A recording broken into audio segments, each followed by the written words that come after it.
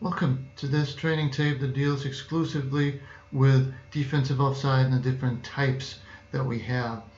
Now, before we get started, let's just have a look at how we're going to deal with all kinds of line of scrimmage infractions, and for the four officials that are covering this, be it offside or false start or whatever. So for the wings, only focus on the players on your side of the ball, including the center. So the receivers and the tackle guard and the center. The same for the linesman over here. Your two receivers on the line or off the line, and your side of the offensive line. For the umpire, have a look at the guard, the center, and the guard. That's it. For the referee, only focus in the backfield. When we do that, we are much more likely to actually discover or notice or see the very small infractions that also happen sometimes. Usually when we miss stuff, it's because we're trying to look at too much at one time. So focus on your area and trust that your buddies will focus on their areas. So we've got 10 plays. First one is your garden variety offside, which is the defense moving into the neutral zone, the ball being snapped, live ball offside. There's no real way that we can put this into a dead ball foul, so this is going to be a live ball foul. The next one, we're going to have to be we're going to look at the defensive end,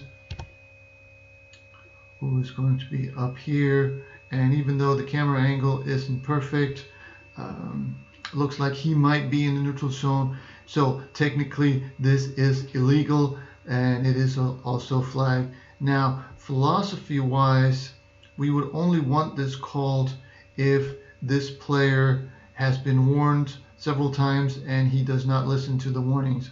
Otherwise, we would like this to be a talk to, so that we don't call it but just tell him to move back, and as long as he reacts to that, then we can keep our flags in our pockets. Now, next one, we're getting closer and closer to the types of fouls that we want to call as dead ball fouls.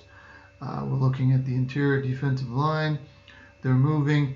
Now, if there's any way that we can say that the offense moved or that this guy was too far into or beyond the neutral zone, we want to shut this down as a dead ball offside. Same with the next one. Here we're looking at the defensive end away from the camera up here, and we will see that he moves into the backfield and he is almost in the offensive backfield when the ball is snapped. If this had been called as a dead ball offside, that would also have been perfectly fine, because we're getting into a minefield when we leave these types of situations as live ball fouls. This next clip also will illustrate my point.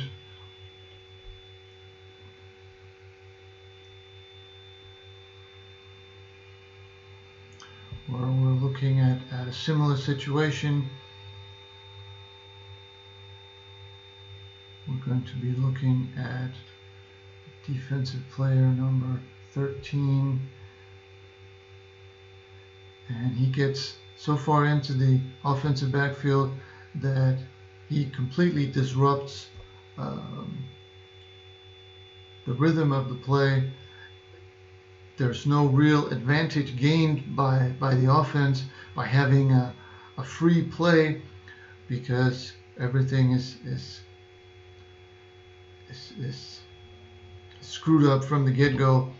So if we, in this situation, if we call this as a dead ball foul right now, it's just a 5-yard penalty, and nobody will remember that after the game, but we let it go as a live ball foul. Now all of a sudden we call back an interception on an offside, and the coaches, the players, spectators can remember that for a long time. We may be right, but it's a lot better to call it as a dead ball foul whenever we can, which also is illustrated by the next play that I have lined up here,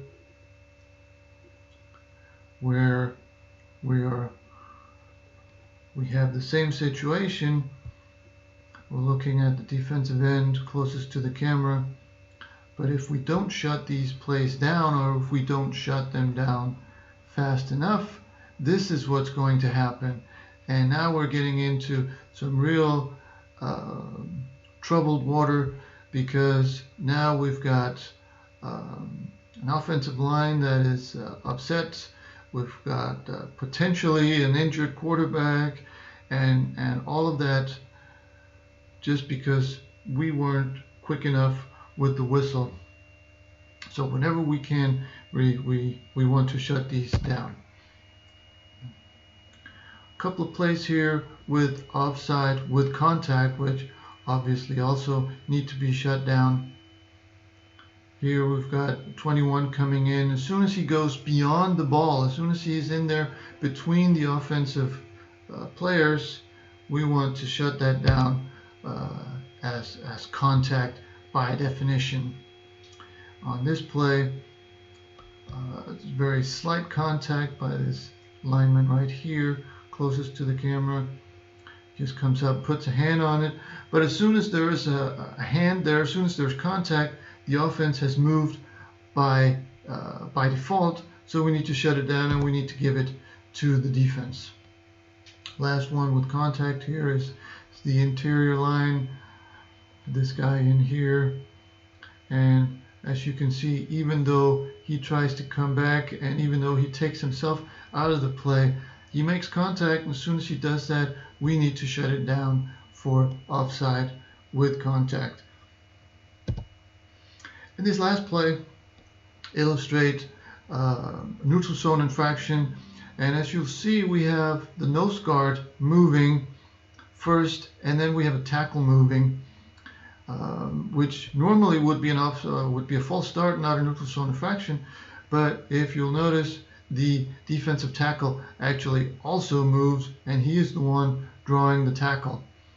Now you may say, well, the defensive tackle didn't get into the neutral zone, and technically, by rule, you would be correct. However, philosophically, whenever we have this situation with the defense moving, the offense reacting, we are not going to be strict on whether or not he made it into the neutral zone. If we have an action by the offense, a reaction by the defense, we want it called as a neutral zone infraction on the defense. Those were the 10 plays on defensive offside. I hope you can use them, and good luck in the upcoming season.